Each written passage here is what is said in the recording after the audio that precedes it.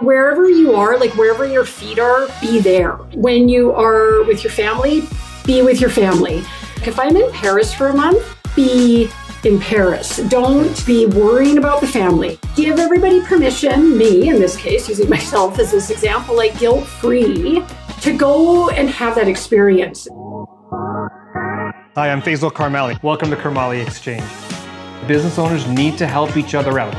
Keep on pushing to meet the needs of the customer will meet the needs of the business. Let's say you have a passion. Let's say colors. Let's say you take that passion. How do you turn that into not only a business, but a multi-business that can last over 2 decades? Well, we found the one who's done it. We're ready to show you more about this. I think it's going to be great. We've got Adrienne Furrie of Adrienne Furrie Beauty. Adrienne, thank you for joining us today. Thank you so much, Faisal. It's really fun to be here with you. You know, there's a passion for beauty that comes out whenever you've had any type of media attention on you.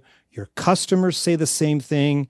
Your reoccurring vendors say the same thing as well. They can just see the beauty in the business versus the business of beauty. And so this is where I kind of want to kick it off. How did this all start? And I've heard the story about the purple pencil. and so let's start there. Let's have some fun, because I don't think a lot of people know the genesis, or at least that story. So kind of walk us through the purple pencil crayon story.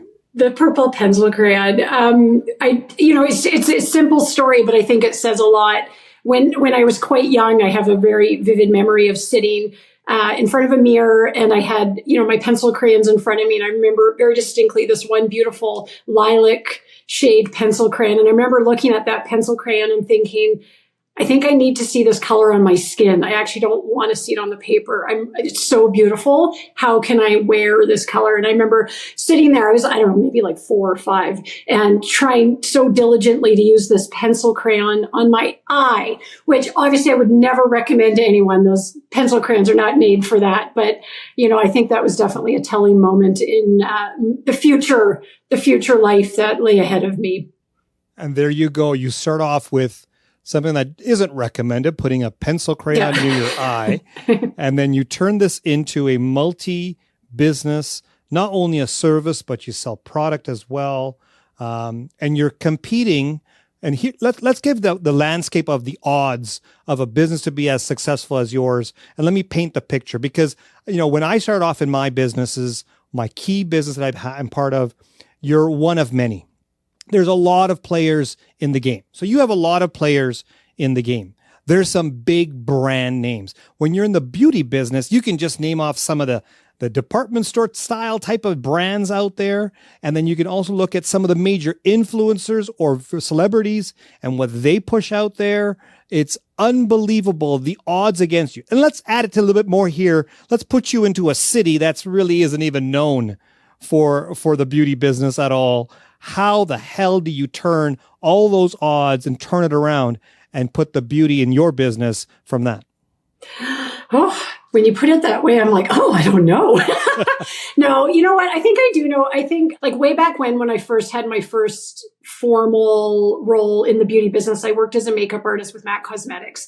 And this is back in the day before Sephora, and MAC was like the brand. It was just the coolest brand. And I still think they're amazing. Like, I think they still are such a powerful brand. And, I used to work at the MAC counter, and honestly, I liken it to working at a club on a busy Friday. Like, the whole counter would just be jammed with people, and it would be like, you over there, who wants help? Who can I help next? But I would often lock eyes with kind of the woman, the customer who wanted to be a part of it, but was sort of hanging back and felt a little bit kind of unsure of how to engage with the beauty space. Like, sure, they're sort of on the periphery of it. It's like, there's something fun over there. I want to be a part of it, but I'm not sure sort of what my access point is to kind of be a part of this sort of transformational, fun, playful, creative beauty space. And those were my people. And that was right when I was in my early 20s. And, and flash forward now, 20 some plus years later, I still feel like that it's that individual that's kind of the core of everything that I do with my business. Like, I really love helping to bridge the beauty world to people that kind of don't feel like they are a part of it for whatever reasons. Like maybe they were a part of it at one point in life and then life took over and they've sort of got, bumped out the sidelines of it, or maybe they grew up in a household where, maybe beauty in its various forms was either not supported or maybe it was even somewhat actively discouraged due to just family values and, all sorts of different reasons. We're all so different in who we are and how we interact with our sense of beauty and what that can mean for us. And so it's kind of like the anti-Sephora crowd, if you will. And it's not that there's anything wrong with Sephora. I love Sephora. I think it's amazing, but it can also be really kind of intense and overwhelming. And so it's there's sort of this whole beautiful, crowd of wonderful souls out there that, I think I've created an opportunity for them to kind of find their way. And so I think that's been kind of a steady theme of my business, of working in the beauty space. But it's always kind of been centered around that woman. Yeah. When I look at your business and you can kind of get that tone, the vibe around it. It is literally, there's the nightclub feel. We'll use your example. Then there's the smaller speakeasy lounge type of feel. These individuals don't want to be in a big club. They don't want to be around all the stuff around.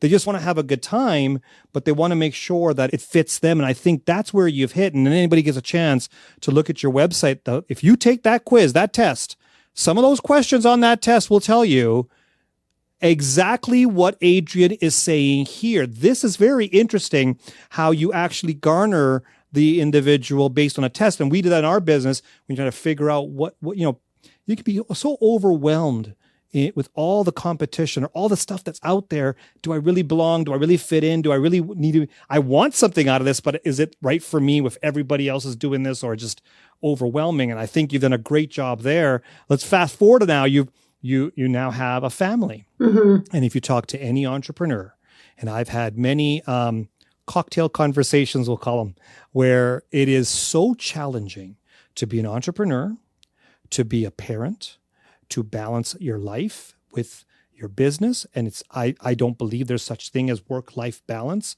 I believe it's just life and you have to figure it all out. But I wanted to get your take, because I get a lot of people that watch this show that says, you don't know what it's like to be a mother. Yeah. True. I don't. Yeah. I never will. Right. Yeah. You don't know what it's like to be a mother who's an entrepreneur. True. So how do you do it? What are the boundaries, or what's the pieces that you made it to become successful in your business? Because that's what we see, but also have that success at home as well. Yeah, that's, I think it's thank you for asking that question. Oh man, it's such a big question. And yeah, it's how do you piece together building a business or working, having that career and that business that is really fulfilling and meaningful while still really doing everything you can to fulfill those deep desires for parenthood and in particular motherhood. And, for me, right off the bat, right at the very high level comment, I have to say that there are trade-offs.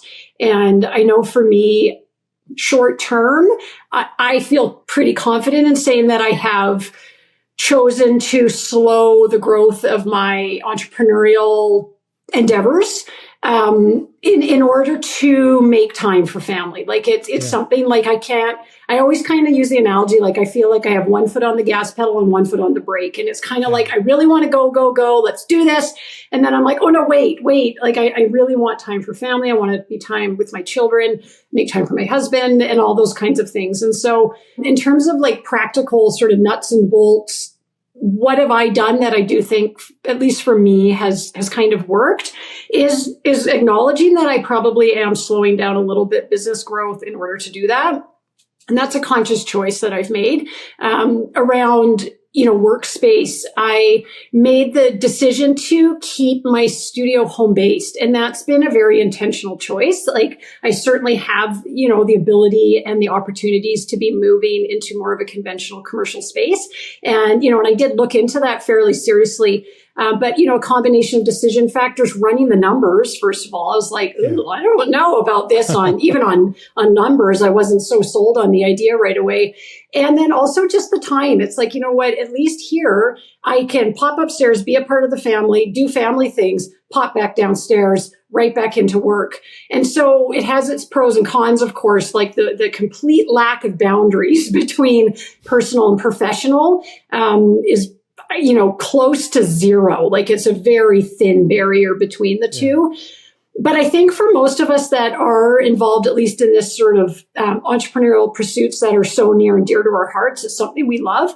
I don't think it's realistic to think that there's much separation between those anyway. Like Faisal, I don't know about you, but if I had to imagine, you probably wake up and work and all the things and all the projects and questions, they just start percolating instantly anyway.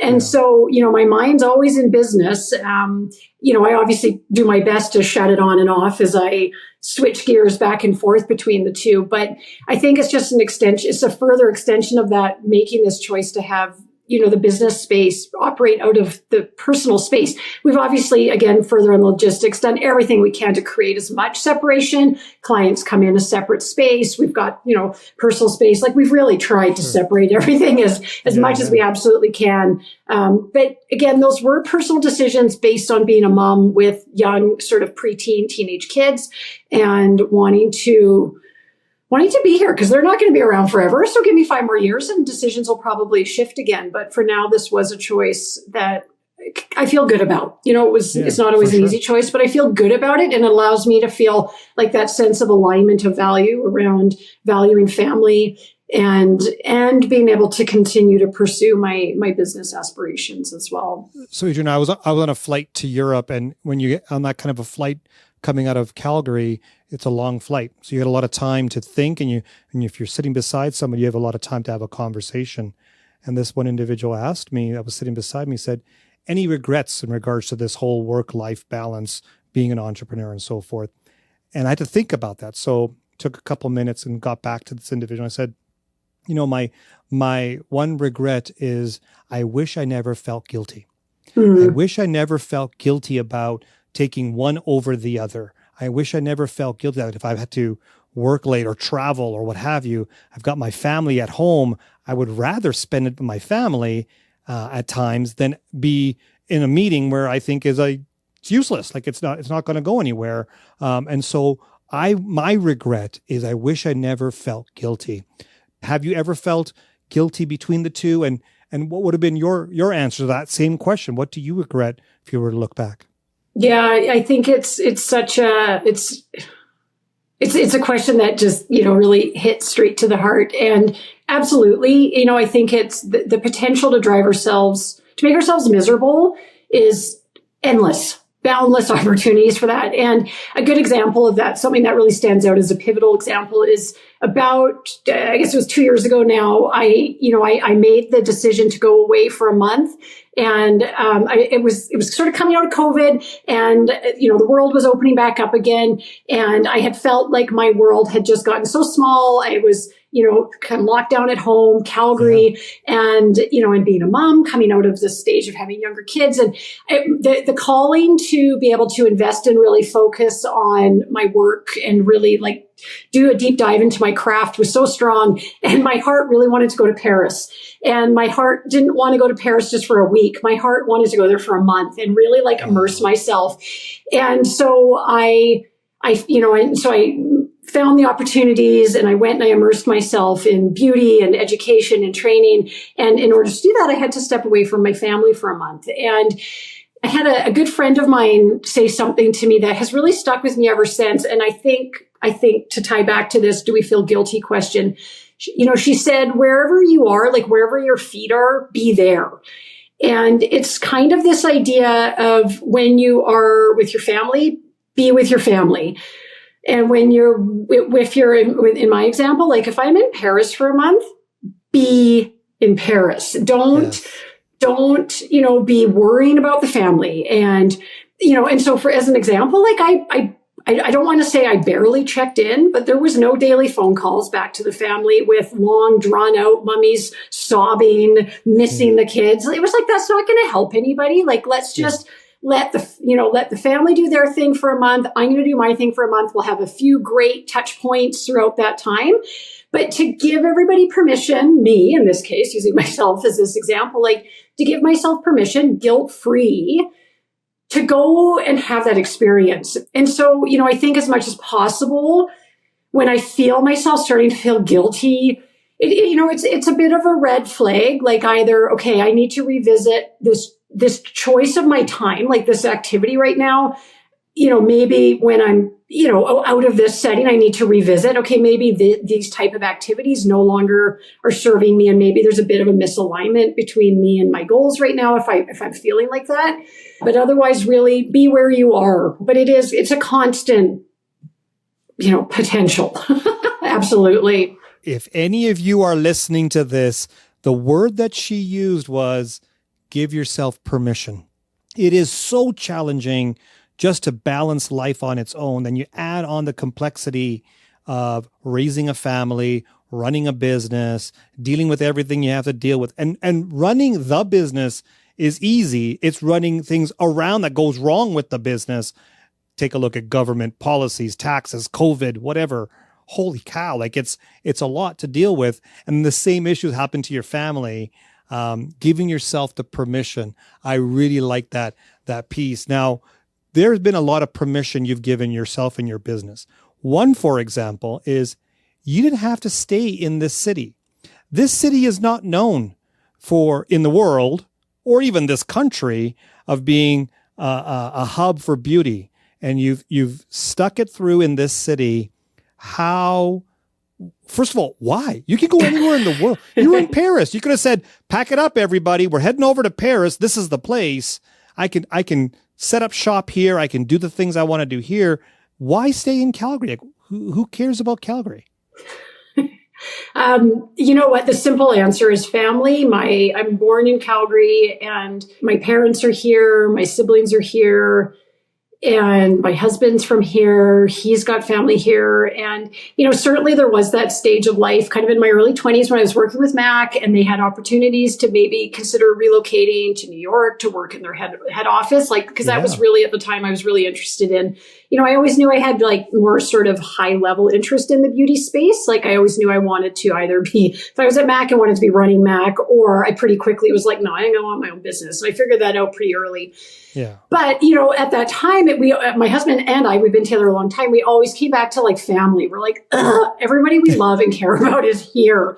And so anyone that knows Calgary well knows that our economy, the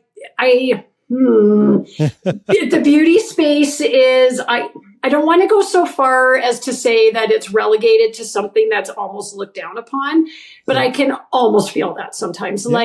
It's kind of like this, it's beauty school dropout time or something, which I know is insane because anybody that understands the beauty space understands that this is, it's such a profoundly transformative, important, service for people and obviously a gigantic industry, multi-billion-dollar industry. But the perception when you're contrasting it to sort of Calgary's heavier hitting oil and gas and, the growing tech sector, I do sometimes feel a little bit of frustration around hey, there's this no one's talking about us. One's talking a little bit, but I try to not dwell on that. And to your point, it is, obviously, with e-commerce is technically the world is our customer. And it has been kind of an interesting challenge trying to wrap my head around a little bit, what is kind of to get a bit artsy here. It's what is the Alberta, Western Canada, Alberta, aesthetic? What do we represent as a beauty culture here? And that's something I enjoy thinking about too. That's more sort of my art-driven curiosity, and it doesn't come out too much. Adrienne, I wish our local government would put together a plan that would kind of put a district together, kind of like a fashion, beauty, and arts district. We kind of spread our expertise in the city, in different parts of the city. And yeah, we're not a very large city like your major ones in Canada or outside. But if we had a location in the city where everybody goes to get their fashion, their beauty, the arts, the part that's not what was typical for this province or this city, in that area, I think it will create more buzz. It'll be on the map, literally, and it'll also spread out. And I think we need more in your industry, and I'm not even in your industry, and I think it's needed. We need districts like this to promote the fact, not only in the fact of the service side of it, but the creation of product, the creation of different ways of doing things. If anybody gets a chance to look at her Instagram, take a look at Adrienne's Instagram and how she looks at the individual pieces. You're talking about how she uses a brush to how she uses a different type of makeup. Some of the videos that you put on there from some of your events are fantastic. Just that highlight alone, that there's education, information, resources, and manufacturing capabilities in this city alone. I wish we could get our city council. Some of them actually watch the show, so hopefully they're listening. So from this conversation, I hope they take this and go, hey, we have something to work on. And I look forward to that coming up, because we'll need entrepreneurs and business owners like yourself and many others to jump on and kind of push that forward. I think that's going to be an opportunity. Yeah, just to jump in, I really agree on the manufacturing side. Like when I go to get anything manufacturing, man, I feel like I'm just fumbling through crumb trails, trying to figure out, a bit short of jumping on planes and actually flying to all these major trade shows and stuff. But the problem is none of it's local. None of it's, it's what a lot of us that are encountering in manufacturing. We're trying to source things as locally as we can, and then quickly realizing, our supply chain here it's very limited, and there's not a huge industry around it, and there's certainly no sense of collective education support resource around it, at least in Calgary, at least not that I've found. So if anybody does know of it, but I feel like I would have heard about it by now. Yeah. So, and you're finding it's more outside of Canada for your sourcing than inside of Canada. Is that fair to say? Where I can, I'm sourcing locally. Like I try to always pull in star local ingredients, for example. So I work with like a local, organic cold pressed hemp supplier out of Saskatchewan, and a local beeswax supplier for the lip balms. But it's pretty piecemeal, and the larger bulk of the components, packaging in particular, is all being sourced, internationally. Like we just in Canada for sure, there's no fine, product packaging manufacturing going on, but there is some resource here. We especially on the skincare side, we do have there's some very talented skills. So like the intellectual skill set is in the city, but it's more helping to connect people to the broader ecosystem of the supply chain and trying to source things locally. I think it's that piece that's missing. So normally what we do, Adrienne, on the show is we start asking for pieces of advice from you. I want to change it up because I think a lot of times us as business owners and entrepreneurs learn more from what we've been given advice to what we can give advice. So let me break it down in two different questions. From all the customers you've dealt with over the 2+ decades, what's one piece of advice a customer has given you to help you in your business? Whoa. Okay. I gotta sit on that one for a second. Let me think. Okay. Yeah. And then do you want to pop the second question in my ear so I can sort of mull both over? Yeah. So how about the other one is, in life in general, what's one piece of advice is something that you have stuck with over the years? Okay. So one piece of advice. And then, okay. So back to the first one. I don't know if it's so much a question that a customer has explicitly said to me or advice, but it's kind of observing the way that my customers behave. As a business, even though it's a bit inconvenient for me, I try to make it as damn easy as possible for my customers to reach me. If they want to text me, they can text me. If they want to phone me, they can phone me. If they want to email me, they can email me. So I don't, and that's because that's what they want. So without them saying it, they're telling me through their behavior that they really value that they could just shoot me a text and be like, hey, can I come in on Saturday and, I've got an event to go to. Can you do my makeup?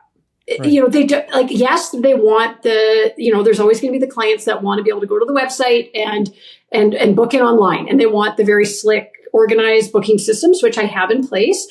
but I think it's that personal touch piece, at least at the stage of business that I'm still at.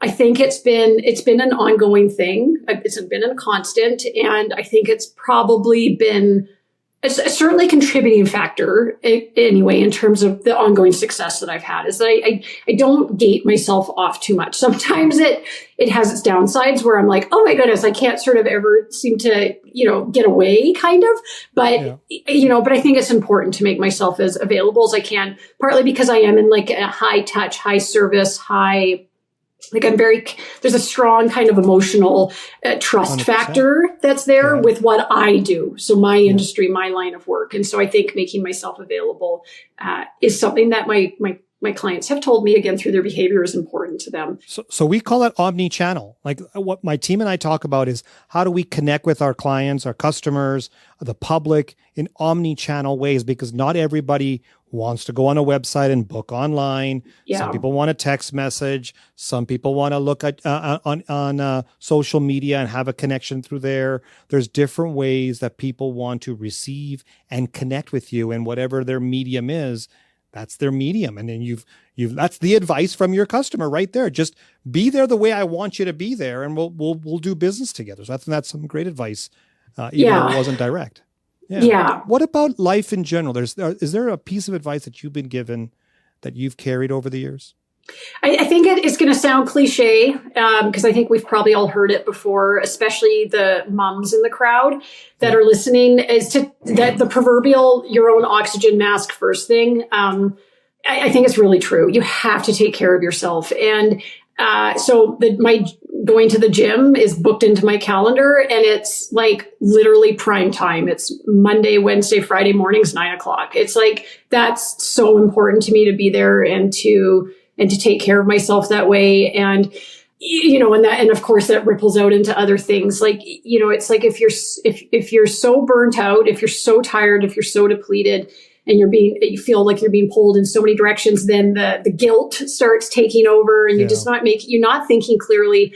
I'm a big believer in, it's like quality, not quantity, when it comes to time with business. And, and so it's like, I don't necessarily feel a huge amount of pressure always to put in like the 12, 16-hour days at work. It's like, no, so really do what I can, take care of myself, so that when I'm sitting down to work, I'm as sharp and focused as I can be. I meditate every day. I sit for like 25, 30 minutes, just so I'm like calming my mind. So I feel really grounded and centered before I sort of launch into the busyness of the day.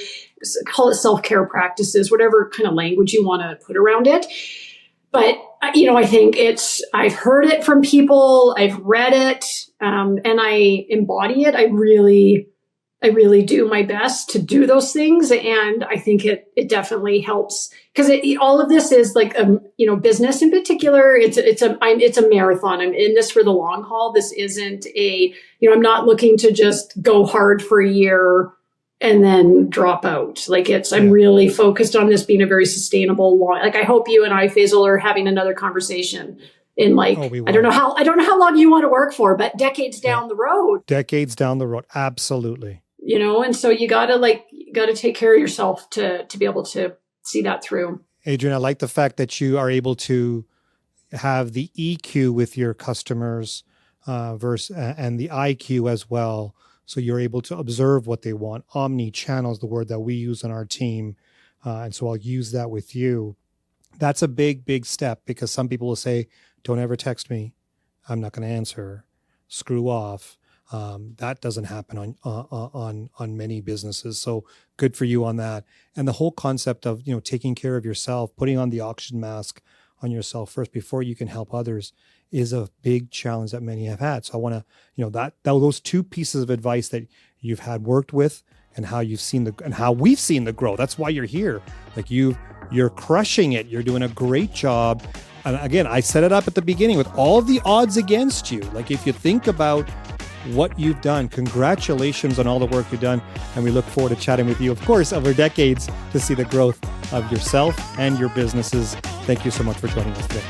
Yeah, thank you so much. I appreciate you. Thank you for watching the Karmali Exchange. Make sure you subscribe and hit the notification bell so you never miss an episode. You can also follow me on social media at Faisal Karmali, where we can continue the business conversation.